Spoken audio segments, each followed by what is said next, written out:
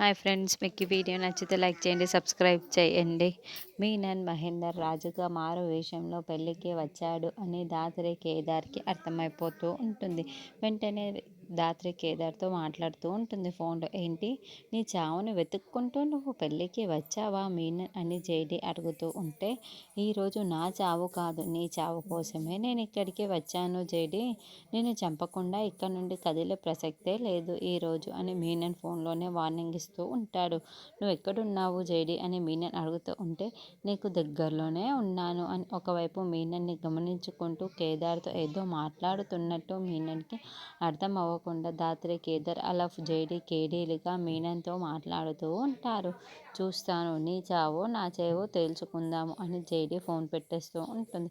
మీనన్ వెనకాలే కమిషనర్ కూడా కూర్చొని ఉంటాడు. ఆ జేడి ఇక్కడే ఉంది, ఇప్పుడు నాతో ఫోన్లో మాట్లాడింది, నా చావు చూస్తుందంటే ఈరోజు దానిని చంపందే నేను ఇక్కడ నుండి కదిలే ప్రసక్తే లేదు అని వెంటనే చిటికేలు వేయడంతో ఒక బాంబు వచ్చి మంటల్లో పడుతుంది. బాంబు బాంబు అంటూ అందరు పరుగులు పెడుతూ ఉంటే వెంటనే దాత్రి, మీరెవరో కూడా పరిగెత్తకండి, అందరు ఇక్కడ వాళ్ళు అక్కడ కూర్చోండి, అందరూ పడుకొని ఉంటారు.